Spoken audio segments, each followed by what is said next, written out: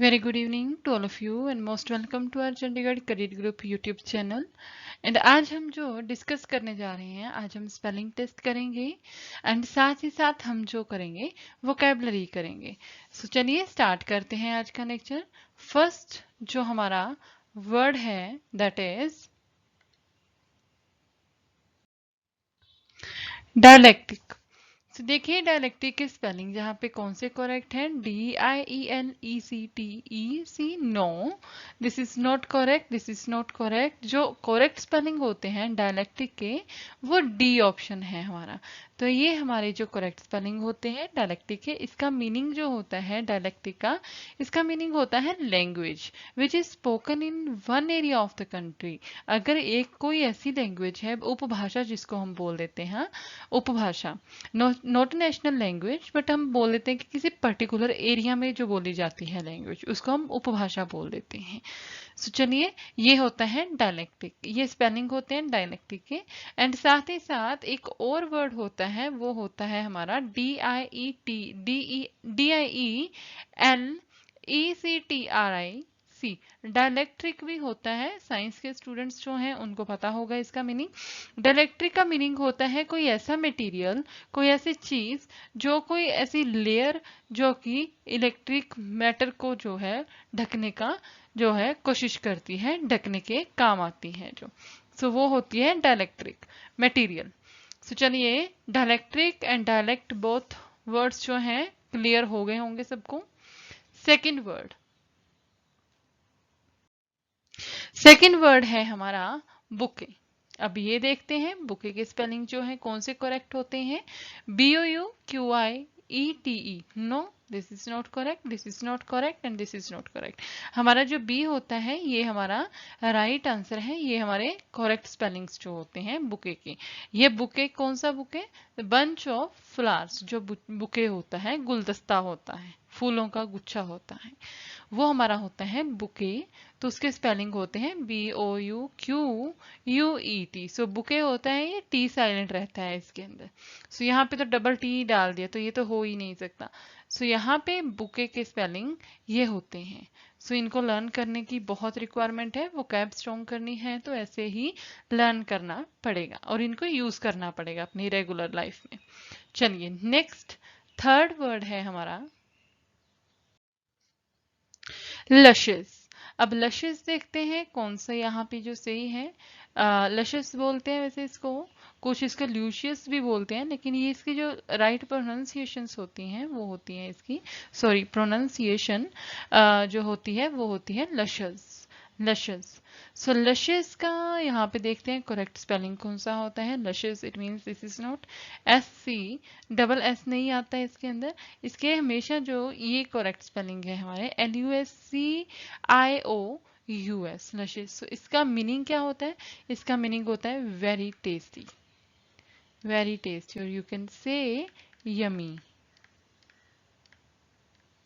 And delicious,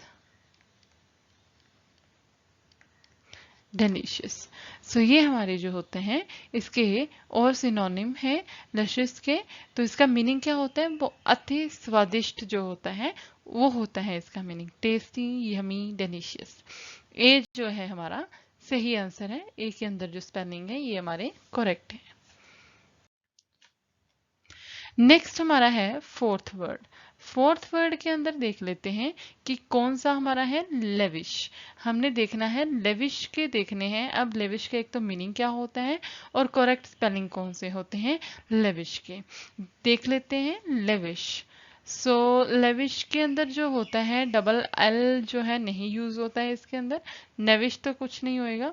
lavishly, ये होगा हमारा वर्ड लेविशली.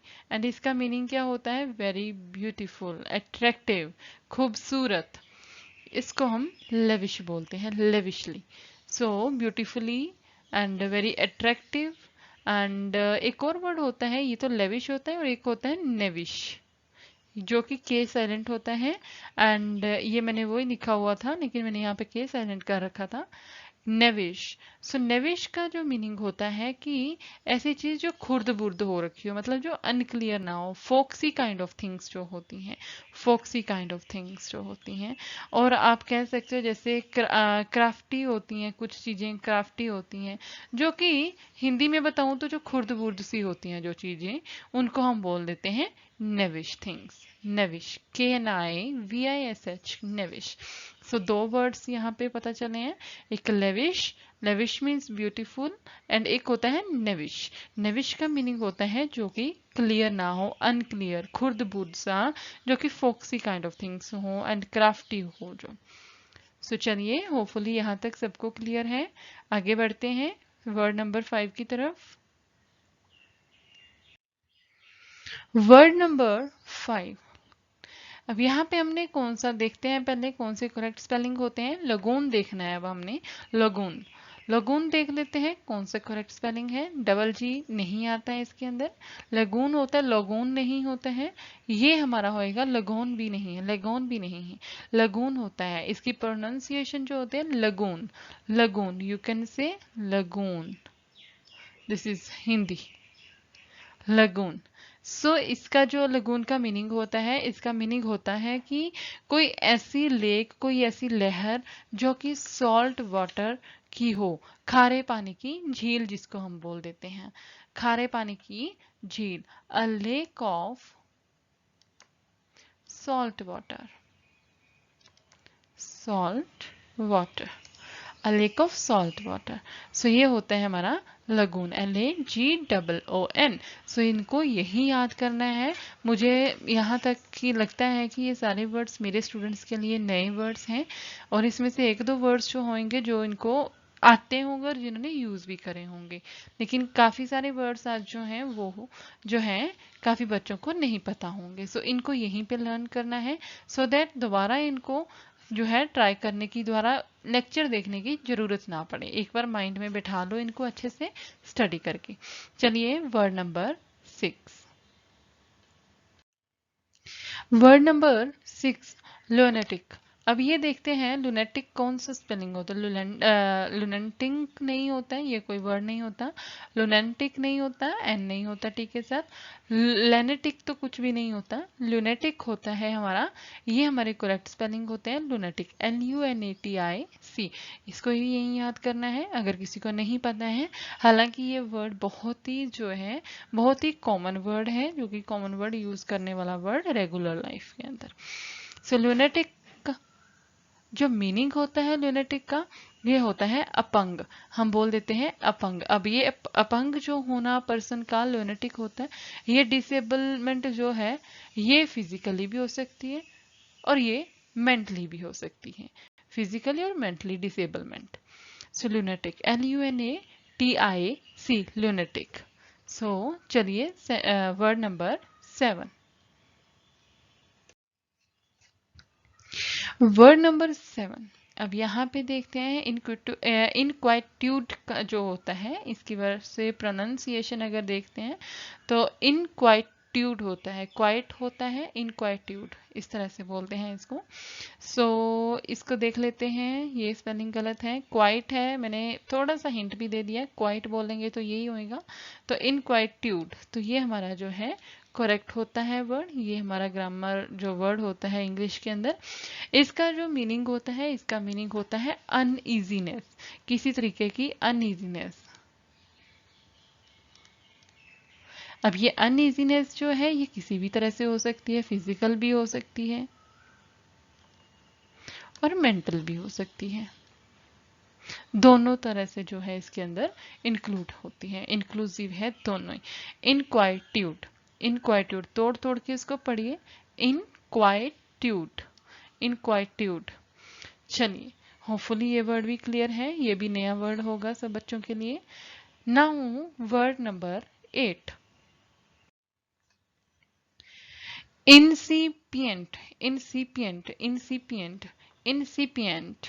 सो incipient, ध्यान से देखिए क्या बोल रही हो, incipient, incipient, incipient। सो ये भी नहीं है, incipient, incipient, no no, inci, inci, it means इसके साथ आई आना चाहिए, इंसिपिएंट। सो इंसिपिएंट जो होता है ये वर्ड हमारा एक करेक्ट होता है। ये दो वर्ड्स होते हैं, एक एस से भी बनता है एंड एक जो है हमारा वर्ड जो है सी से भी बनता है। तो दोनों के जो हैं बोथ हैव डिफरेंट मीनिंग होते हैं इनके। इंसिपिएंट पहले देख लेते हैं। इंसिपिएंट जो होता है इसका मीनिंग होता है स्टूपिड, फुलिश, फुलिश और स्टूपिड, और lack of wisdom, lack of wisdom, ये जो होता है इंसिपिएंट का मीनिंग, रियल मीनिंग होता है एस वाले से। सो सी वाले का अब देख लेते हैं। इंसिपिएंट प्रोनाउंसिएशन ऑलमोस्ट सिमिलर होती है। इंसिपिएंट, इंसिपिएंट का मीनिंग होता है जस्ट बिगिनिंग, किसी काम की बिगिनिंग पॉइंट, किसी काम का जस्ट बिगिनिंग, और यू कैन से बिगिनिंग। सो बिगिनिंग का जो होता है इसका आगे बिगिनिंग, इसके और क्या लिख सकते हो, डेवलपमेंट, डेवलपमेंट नहीं डेवलपिंग, एक्चुअली डेवलपिंग। अगर डेवलपमेंट लिख देंगे तो फिर वो बिगनिंग नहीं होगी। सो हम यही बोलते हैं ना कि अगर मैं एग्जांपल दूं कि यार country is a developing country, India is a developing country. Developing means कि डेवलपमेंट अभी हो रही है, not a developed country. Developed country नहीं कह सकती। उसी तरह से डेवलपिंग, बिगिनिंग इसके सिनोनिम आ सकते हैं इंसिपिएंट के। एंड एस वाला जो होता है INSIPIENT, इसका मीनिंग होता है stupid, lack of wisdom, foolish जो होते हैं, पागल लोग होते हैं, उसके लिए यूज किया जाता है ये वर्ड। चलिए moving on next word. Next word is jurisdiction। अब यहाँ पे देखिए jurisdiction होता है, ये डबल आर नहीं होता है, jurisdiction नहीं होता है, jurisdiction नहीं होता है, jurisdiction होता है, jurisdiction, jurisdiction ये जो होते हैं हमारे करेक्ट स्पेलिंग होते हैं jurisdiction। jurisdiction का जो मीनिंग होता है, इसका मीनिंग होता है एरिया, क्षेत्र। जब हम बोल देते हैं कि हमारा जो कोर्ट है, कोई भी कोर्ट की एग्जांपल ले लो, जैसे कि for example district court of Chandigarh जो है, हम ये बोल देते हैं कि इसका जो जुरिस्डिक्शन है सिर्फ चंडीगढ़ के अंदर ही है, इसका जुरिस्डिक्शनल एरिया चंडीगढ़ है। तो इस तरह से कि जब हम जुरिस्डिक्शन वर्ड यूज करते हैं, इट मीन्स एरिया, किस एरिया तक वो पर्सन काम करेगा, किस एरिया तक, कौन सी हद है। जब हम बोल देते हैं कि इस पुलिस स्टेशन का जुरिस्डिक्शन यहाँ तक खत्म हो जाता है, यहाँ इसकी हद खत्म होती है, तो यहाँ पे जुरिस्डिक्शन का मीनिंग होता है एरिया, एक लिमिट एरिया की। तो इसका जो सी है ये राइट आंसर है जुरिस्डिक्शन। जुरिस्डिक्शन ये वर्ड वैसे मतलब जनरली वर्ड ऐसे मतलब मिलता नहीं है लिखा हुआ है, एरिया एरिया जैसे यही वर्ड यूज होते हैं। ये वर्ड तुम्हें लॉ के अंदर ही मिलेंगे, जनरली लॉ के अंदर बहुत जनरल है, ये वर्ड बहुत कॉमन है। चलिए नेक्स्ट वर्ड है जो कि आज का लास्ट वर्ड है। इसके अंदर क्या है, एक बहुत ही डिफिकल्ट सा वर्ड है ये, हो सकता पता भी हो किसी को। इसको एक तो प्रोनाउंस कैसे करना है, पहले तो ये देखिए, ओ को ओ की तरह प्रोनाउंस नहीं करना, अ बोलना है इसको, अ बोलना है इसको, और ई यहाँ पे आवाज नहीं करेगा। अब्स्ट्रोपेरस, अब्स्ट्रोपेरस, अब्स्ट्रोप्रस, ऐसे प्रस ऐसे बोलेंगे, प्रस, अब्स्ट्रोप्रस, अब्स्ट्रोप्रस। इस तरीके से अब्स्ट्रोप्रस। अब स्पेलिंग देख लेते हैं कौन से हैं। Obstreperous, this is not, this is not, this is not, मैंने ऑलरेडी बता ही दिया है कि हमारा ए जो है ये हमारा सही आंसर है। इन वर्ड्स को अच्छे से याद करना है। ये स्पेलिंग जो है इसमें जो है कंफ्यूजन हो सकती है एग्जाम के अंदर, इसको अच्छे से लर्न करने की रिक्वायरमेंट है। अब्स्ट्रोपेरस का मीनिंग जो होता है, इसका मीनिंग होता है जो बहुत ही शरारती टाइप के बच्चे होते हैं, मिस्चीवियस पर्सन्स जो होते हैं, और यू कैन से नॉइजी, नॉइजी, अनकंट्रोलेबल, जो कि आउट ऑफ कंट्रोल हो, जिनको कंट्रोल करना इतना इजी ना हो, आउट ऑफ कंट्रोल। इस तरह के लोग अब्स्ट्रोपेरस। जरूरी नहीं है कि लोगों के लिए यूज हो सकता है, ये थिंग्स के लिए भी यूज हो सकता है, जैसे मशीनरीज, उनके लिए भी यूज कर सकते हैं इस वर्ड को। आज की जो हमारी स्पेलिंग टेस्ट है यहीं पे खत्म होते हैं। अब हम आगे स्टार्ट करेंगे इडियम्स एंड वोकैबुलरी। चलिए स्टार्ट करते हैं। First idiom, she has a dead ringer for her older sister. Dead ringer. Dead ringer का मीनिंग होता है सिमिलर इन अपीयरेंस, मतलब एक जैसे लगना, एक जैसे दिखना. She is a dead ringer for her older sister. Similar in appearance. So B इसका सही आंसर है, dead ringer similar in appearance. Next, second idiom, I was just making a suggestion. Don't get all bent out of shape out it. So don't get all bent out of shape. So sentence को पढ़ के देखिए कि मैं सिर्फ एक suggestion ही दे रहा था, तो इसका मतलब ये है कि वो पर्सन गुस्सा हो रहा है. So मतलब मैं खुद प्रिज्यूम करके चल रही हूँ कि वो पर्सन गुस्सा हो रहा है, इसलिए तो वो अपनी जो है जस्टिफिकेशन दे रहा है कि मैं तो सिर्फ सजेशन ही दे रहा था. सो चलिए, अब यहाँ पे मैं इसके बेसिस पे नहीं बोल रही हूँ कि मुझे ऐसा लगा तो इसलिए हम ये आंसर कर देंगे, बट नहीं, इसका मीनिंग जो है हमें लर्न करना पड़ता है, जो कि है चाहे जितना मर्जी हो, जितनी मर्जी वोकैबुलरी तुम्हारी स्ट्रॉन्ग है, लेकिन ये वो चीज़ें होती हैं जिनको तुम्हें लर्न करना ही पड़ता है. सो चलिए इसका मीनिंग देखते हैं क्या है. Don't get all bent out of shape means become anger. So ए जो है इसका राइट आंसर है, ए जो है सही आंसर है इसके अंदर. सो बिकम एंगर पिछले वाले का याद हो गया होगा, सेकेंड वाले का don't get all the bent out of shape means become anger, गुस्सा होना. Third idiom, I just finished my last exam. Let's go out and paint the town red. Sentence से थोड़ा थोड़ा हमें मीनिंग जो है क्लियर हो रहा है. इसका मतलब ये है कि पर्सन जो है ये कह रहा है कि अब सारी टेंशन खत्म हो गया, चलिए अब इंजॉय करने निकलते हैं, बाहर चलते हैं. So paint the town red, it means to reverse someone's success और superiority, no. To throw aside, no. To remove a difficulty by bold or unusual measures, no.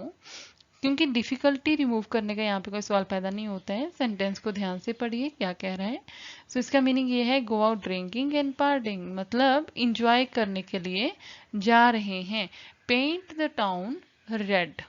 सो यहाँ पे सी जो है हमारा सही आंसर है, go out drinking and partying. चलिए,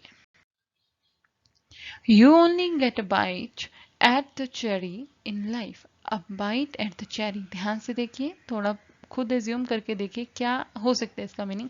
it means कुछ अच्छा, कुछ मतलब अच्छा बाइट करना, कुछ अच्छा मतलब खा रहे हैं, अच्छा बाइट करना मतलब कि कुछ अच्छी चीज मिल रही है, गुड अपॉर्चुनिटी. और तो बाकी सारे नेगेटिव ही हैं. To be defeated, to be defeated in every contest, no, ये तो हो ही नहीं सकता. To get the worst in a competition, no, none भी नहीं है. गुड अपॉर्चुनिटी, इसका मीनिंग होता है गुड अपॉर्चुनिटी. ए जो है हमारा सही आंसर है, bite at the cherry. You have to learn this idioms, otherwise और कोई तरीका नहीं है इनको जो है याद रखने का. चलिए, आज का last idiom. After a long career of crime, the convict suddenly turned over a new leaf and became a model citizen. अब यहाँ पे देखिए, turned over a new leaf, it means something change आ रहा है, कुछ चेंज आ रहा है. Turn over a new leaf, कुछ नई चीज की तरफ चेंज होना, कुछ नया चेंज आना. To nurse unnecessary regrets, no. To discourage something, no. Waste one's energies, no. A जो है इसका सही आंसर होता है, क्योंकि ए इसका मीनिंग जो है यही है, इसका meaning clear. To change one's course of action completely. To change one's course of action completely. So hopefully ये भी सबको क्लियर हो गया होगा. आज के idioms and words सबको क्लियर हुए होंगे. So अब क्या है कि आगे हम कल जो है वोकैबुलरी करेंगे एंड साथ में ही कोशिश हमारी रहेगी कि हम जो है comprehensions and as well as हम ऑर्डरिंग ऑफ सेंटेंसेस जो हैं कवर करने की कोशिश करेंगे, उनको स्टार्ट करेंगे. एक बार उनका भी हमें जो है पता होना चाहिए कि एग्जाम के अंदर अगर आते हैं तो हमें क्या ट्रिक लगानी होती है, कि हमें कॉम्प्रीहेंशन पहले पढ़ना होता है कि क्वेश्चंस पहले पढ़ने होते हैं. सो चलिए, आज का लेक्चर सबके लिए बेनिफिशियल होगा hopefully. Thank you for watching this lecture and bye bye for now.